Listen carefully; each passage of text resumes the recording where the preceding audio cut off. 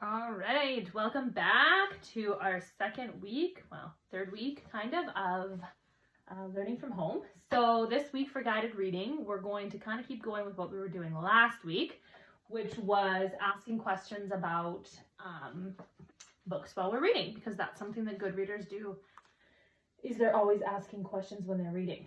So I found some of my own nonfiction books, and I know from the beginning of the year we talked about this, but maybe you forgot. So nonfiction is real books about real things in real life, whereas fiction stories are made up stories. And most of the time we read fiction stories because I know lots of you enjoy those ones, but nonfiction stories about real things are a great way to learn new things about topics that we're interested in. And some of you also love to read nonfiction books, I know. So this week, we're going to practice asking questions specifically about nonfiction stories. So I have 3, and these are not the books that you're going to be reading, because of course your books I'm sending you from Reading A to Z, so they're online. But these are the ones that I have at home to read. And so I have ants, trucks, and sea otters. And I'm going to choose to read the sea otters book because when I opened it up and I flipped through it, I saw some interesting pictures and I saw some interesting things that I wanted to learn more about sea otters, and I don't know much about sea otters, so I thought that it would be a good choice. So today, you probably already started out talking to your parents about where other places that we find unfamiliar words. So I'm sure you came up with a lot of good examples. I often see words that I don't know in really thick books. If I'm trying to read a book that's particularly tricky, sometimes when we're on the bus, we point out words that maybe we don't know in the ads up on the top of the bus. Sometimes on signs. Sometimes I hear words that I don't know when I'm watching TV or movies. And it's important that we figure out what those words mean so that we can understand what we're talking about. So this is the first kind of question that I often ask when I read a nonfiction book for the first time, is I ask myself questions about words that I don't know. So today when we read, I have my sticky notes, and you guys can write on your books. I can't write on my book because it's from the library. But I'm going to put sticky notes next to words that I don't know, and then try out some different strategies in order to figure out what that word means. And there's different ways we can do this, and sometimes we might figure it out really quick, and sometimes we might have to go to a dictionary or a computer to help us out. So when we come to a word in the book that we don't know, the first thing that we can do, and that usually helps right away, is looking at the picture. So we'll practice this. So if you're looking at the pictures in a book, often that will help you understand what the word means. You can look in the glossary, and this is something we're going to do in our books and that you can also do in your books that I sent, because I made sure they had a glossary, is at the very back of a book, and I know we've talked about this, is the glossary, and it has the tricky words in the book that you might not know. In this book, there's a picture and a definition to help you out figuring out what that word is.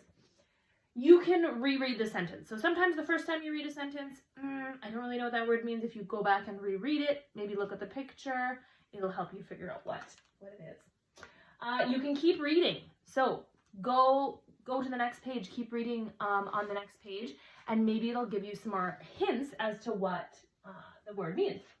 You can look it up. So like we talked about, you can go to a dictionary if you have a dictionary at home, or you can go on your computer and you can go to dictionary.com and you can look up the word. Or you can ask someone. So if you're reading with a parent or a big brother or sister or your buddies, you can ask them there's stuff on my phone, what the word means. So we're going to practice that today. I'm going to pick out some words that maybe we don't know that we would stumble across if we were reading. And then I'll just read this book so that when we talk about it for the rest of the week, you'll have some ideas. So sea otters. And again, with nonfiction books, we also have our table of contents in the front, which gives all the things that are in the story, all the things that the author is going to write about. And this is the fun thing about nonfiction books, is you don't have to read the whole story. You can just read the things that you're most interested in. So usually I read the first couple pages and then I come back and I'm going to find just the pages that I'm interested to read more about. So let's read the first couple pages and then maybe we'll pick a couple other pages to read.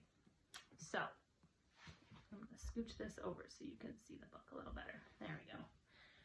It's a sea otter. What dives and plays in the water all day? What floats on its back when it eats a snack? What has a flat tail but is not a whale? A sea otter. Oh, it's so cute. So there wasn't any words on that page that I don't know. It was kind of a riddle page, so that's okay. I'm just going to keep going. What is a sea otter? Sea otters are mammals. Mammals. I'm going to put a sticky note there. I'm looking at the pictures to help me, but it's not helping me figure out that word. So I'm going to keep reading and see if I can figure it out. And if not, I think maybe we can look in the glossary for that word. So sea otters are mammals. They live in the cold Pacific Ocean. And then it shows me a picture of where the Pacific Ocean is. Oh, look, otter word, mammal. So there it is in a little box. They've given me what the word means. It's an animal that feeds its baby milk. It has a backbone and is warm-blooded. Oh, perfect. So now I know what a mammal is. So I can get rid of that. I just had to keep reading.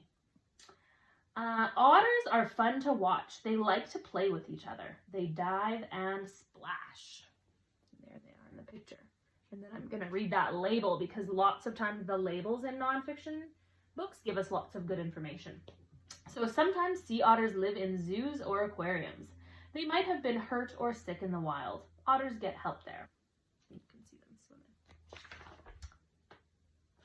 Life in the sea.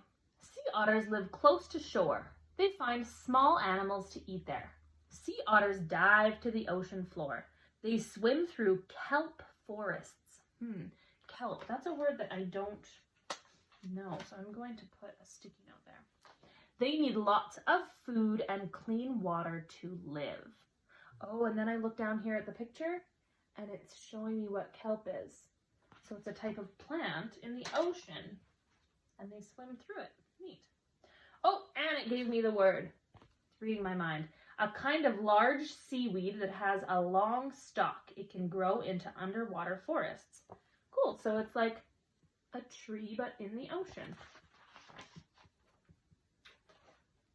Okay, I'm going to go back to my table of contents now. So I'm going to pick snack time. It says snack time in my table of contents. I'm going to read that page because I'm interested to hear what they eat. And then 6 cool facts about sea otters. And I'm going to read that too. So I'm going to go to that page. Snack time. Sea otters eat small animals. They eat more than 40 different kinds. They munch on clams, crabs, squid, urchins, and other animals. Sea otters have favorite foods just like you. And then it shows me pictures of them because some of those I don't know what they look like. So that one's the scallop, shrimp, squid, sea urchin. I don't know how it eats that. That's crazy. I might want to do a little more research about that. And crabs. Yikes. All right, now I'm going to go to the 6 cool facts page. See what the facts are. Sometimes sea otters hold hands or paws. Oh, that's cute. Sea otters can hold their breath for about 5 minutes. Most people can't do this for more than 1 minute. Wow, that's a long time. They are members of the weasel family. I didn't know that. They eat 10 pounds or more of food each day. This gives them energy to swim and hunt. They are the smallest sea mammals in the world. And sea otters have their own pockets. They put food in a pouch under each front leg while hunting. So let's go back to my table of contents and find more about hunting because it talked about hunting and now I'm interested to hear about how they hunt. All right. So a sea otter's body is perfect for hunting in the water. The tail helps steer the otter through the water.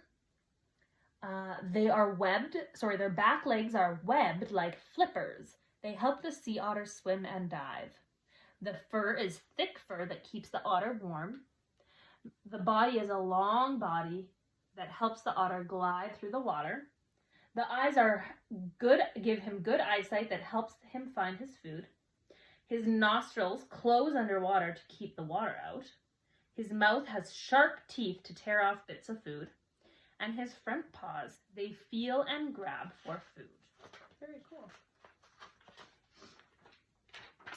So I'm going to flip through the rest of the pages now, just to see if there's anything else that I'm particularly interested to read. And there might be, or there might not be. And I might just read some more next week. I'm going to read this page. Taking it easy. Sea otters live in groups called rafts. The groups are usually all boys or all girls. They spend lots of time together. They rest, groom, and eat. Groom. That's a word that I don't know. So I'm going to put my sticky note there. I'm going to choose to keep reading. I'm looking at the picture too, and I'm not seeing much to help me. So I'm going to just keep reading. Otters in rafts often wrap themselves in kelp too. Oh look, they're all wrapped in that plant. They may sleep like this, side by side. Groom. So that didn't help me figure out what groom is. I'm going to go to the glossary next, because the picture didn't help and reading didn't help. And there it is. Groom. It's in my glossary. So groom is to clean by scrubbing, licking, or biting. So it's just like cleaning themselves off. That's what the word groom is. So they groom in their large groups. Awesome. So I figured that word out. So luckily I didn't have to use a dictionary to look up any of the words in this book, but you might have to when you're reading your books at home. So I want you to try. I'll tell you the strategies one more time that you can use when you're reading at home. And today all I want you to do is read your book, figure out words that you might not know, and then use these strategies to help you out. So use the picture to help. Go to the back for the glossary like we did. Reread the sentence. Keep reading to the next page to see if they give you more information. That helped us a lot because sometimes we came to words and then we kept reading and it helped. Look it up in a dictionary, or you guys have your parents and your siblings at home, so you can always ask them for help if that doesn't work. So good luck reading today, reading your own books, and I'll see you tomorrow.